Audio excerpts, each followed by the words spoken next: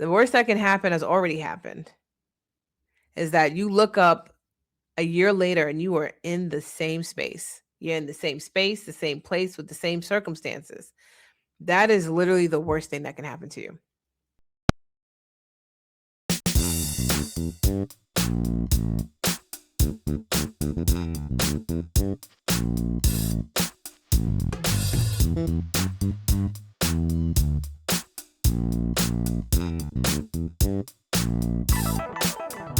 All right, cool. So anyway, what is up? Today I wanted to talk to you guys a little bit about how I believe the beauty supply industry is one of the most underrated wealth businesses.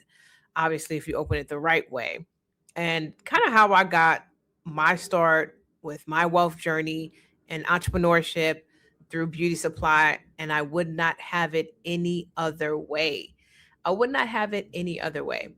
And I believe that most people have this idea of beauty supply being some type of like side hustle, when in reality it is an actual retail wealth asset. And I think, again, it is one of those businesses that's really underrated.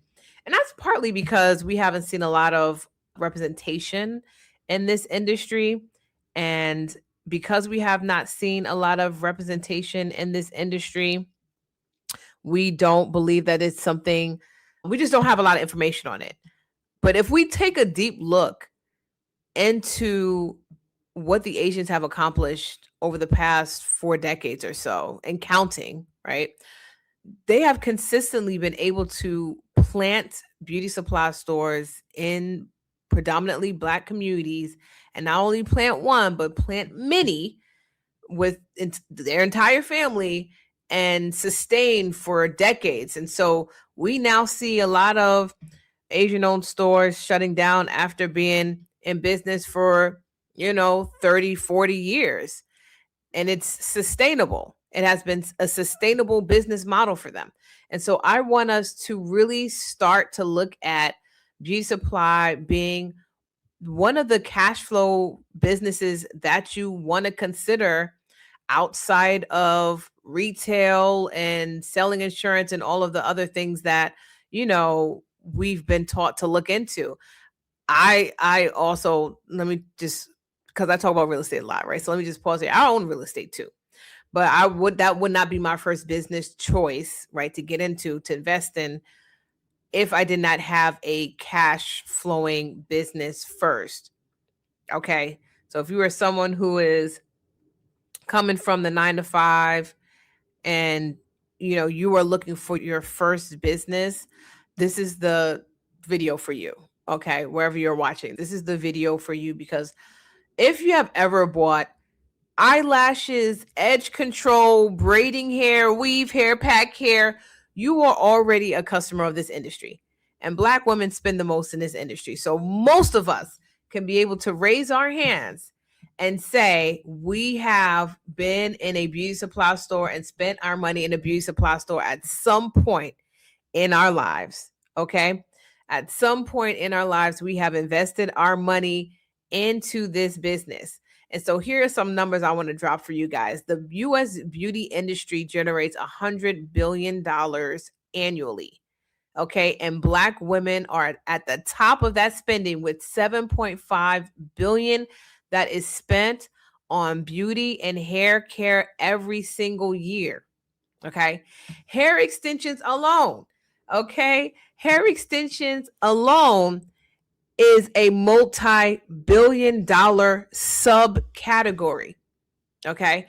And again, beauty supply stores are literally top 3 cash flowing retail businesses in key urban areas. Now that's a gem. That is a gem. Beauty supply stores are often the top 3 cash flowing retail stores in any urban community. Okay. In any urban community. So where you find Black people, you will find a beauty supply store, you will find a liquor store, and you will find the local chicken spot. You're going to find a beauty supply store with it. You're going to find a beauty supply store with it. Okay. And so we understand that this has not been a new concept, right? We've always seen beauty supply stores in our community. So this is not a new concept. This is not a new opportunity, but this is a new opportunity for African Americans, right?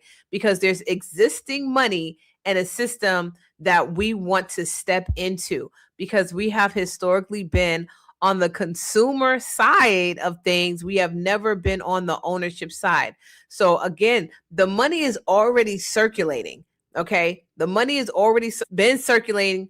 And what we have to now ask ourselves, right, is who is going to own the store that it flows through?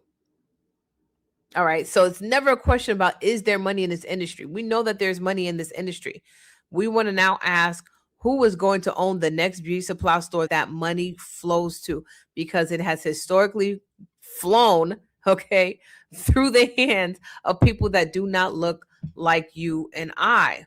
Okay. And so, why a lot of times we find that, and the question I get often is like, Janice, how come there's no black people in this industry? How come it's Asian owned? How come we don't have more black owned beauty supply stores? Okay. So I'm going to tell you why most people never enter this industry. Okay. One of the mental blocks that I have seen time and time again is people over researching, over consuming, and this could be really for any business. Like, we'll have an idea, we will over research, we will over consume, and we often confuse learning with actual launching. The second reason is that there is a big fear of responsibility. So people are afraid of stepping into what it really means to be a boss, right? People don't want to deal with being over inventory. People don't want to deal with managing staff. People don't like the idea of having two rents, right? Renting my home, renting my store. And so they stay very comfortable in the 9 to 5. And y'all, trust me, I understand the concept of being uncomfortable and comfortable. I came from a good paying corporate job myself. Okay. I was in the corporate sector. I was a corporate girly. I went to business school. I got all the degrees. I worked in the top investment firm, arguably in the world. Okay, Goldman Sachs. I also worked for the U.S. Treasury Department as a national bank examiner. So I understood what it looked like to be comfortable in a good, well-paying job. I also understood that God was calling me for more. And what I also want you guys to realize, especially the ones who are very comfortable with your job, is that your job is not always going to be there. Now, if we take a look at what has happened with this current administration, over 300,000 Black women have lost their jobs due to government shutdown, DEI shutdowns, the economy just being bad, AI replacing people. Like, your job is not safe at all. So you shouldn't even be comfortable with your job because it's just not safe. Like, and if you are not privy to what has happened in the past 2 years, just with this administration, I want you guys to wake up and definitely smell that coffee. Okay? Because your job is not safe. Okay? Another reason why we don't come into this industry is because we tell ourselves that we don't have the money. Right?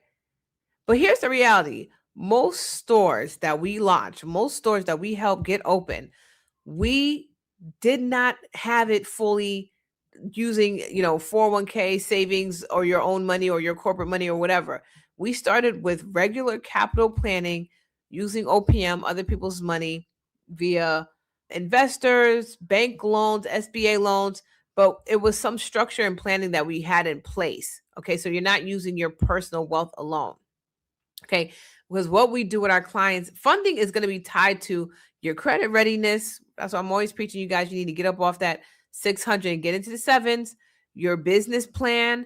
All right, I talked to you guys about lenders looking at a business plan worthy to invest in, right? Having the vendor relationships in place and having a strong location strategy, right? This is all a part of the planning that we do with our clients. Okay? Because that is how you get to the funding that you need for your beauty supply store. Okay? Another mindset issue that we have is I don't feel like I know enough. I don't feel like I'm ready. First of all, there's no such thing as perfect timing. There's no such thing as being ready. That is all fantasy stuff. That's Disney, too many Disney movies. Okay. There's no such thing as a perfect time. There's no such thing as being ready because everyone starts before they feel ready. It's just like having a baby. I don't know if I know anybody who's ever like, I'm ready to have this baby. You're just not ready. You're never going to be ready. You're never going to be ready. So you just go ahead and you start and you learn as you go. And the sales pattern start to show up and you understand inventory and you start to understand your customers and what they want, what they like, what they don't like. So you don't need to be the expert right now. You don't need to even have a beauty background or cosmetology background. I didn't have any of that. Like I said, I came from a corporate space. I went to business school. I came with my business background, but I had no beauty background. I just knew I spent a lot of money in the beauty supply store and I just thought it was going to be a lucrative business because I saw a lot of Black women spending.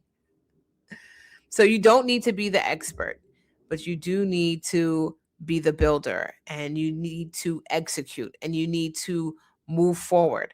A lot of times we're like, well, what if this stores fail? What is the worst that can happen? Is that you stay stuck in the same position you are right now. That's the worst that can happen. The worst that can happen has already happened. Is that you look up a year later and you are in the same space. You're in the same space, the same place with the same circumstances. That is literally the worst thing that can happen to you. However, the upside is that you create financial freedom for yourself, you create time freedom for yourself, and you create a legacy business. You actually create something that is an asset that you can potentially pass down to your children and your children's children and their children, the same way the Asians have done it for decades. Okay. And so here's how I want us to start thinking. And here's what I see my successful clients that they do things differently. First of all, they come at this business and they treat it like a business. A lot of times we come into beauty supply and we treat it like a passion project and we want to learn all things beauty and we want to learn, about hair and stuff like that. When I talk to people on my consults and we onboard clients all the time and they're like, do I need to know the hair colors? I'm like, you absolutely don't need to know anything about beauty. Okay. You don't need to know anything about beauty. The Asians don't know anything about beauty. They understand the numbers and they understand retail. What you want to come in this business and understand is you want to become a master retailer. So that means you're focusing on what the inventory numbers are. How high is inventory turnover? What's the repeat numbers? How are my vendor relationships? Traffic, foot traffic analysis, right? Those are the things that retailers focus on. And when you are a master retailer, what's so amazing about it is that you can go into any retail business and totally be successful and kill it because you are a master retailer. Okay. And that skill set translate into any industry. Okay. That translate into any industry. Okay. And so that is the greatest gem that I could give you guys who you're starting out, you're starting your business from scratch and you want to figure out how can I be successful? You want to take off that beauty supply hat and you want to put on your retailer's hat. That's what I tell my clients all the time. That's the first thing I want y'all to do is take off that retail hat, that beauty supply hat, saying you're a beauty supply store owner and start saying you're a retailer. And when you start saying that you're a retailer, you move differently, you study things differently, you focus on different things. We have an amazing goal, guys, of opening 100 Black-owned beauty supply stores all across America. We have already done this, but we want to do this in 1 year. And so this is a really audacious goal, but we know it can be done because it's already been done. All right, guys, have a good night. See you next time.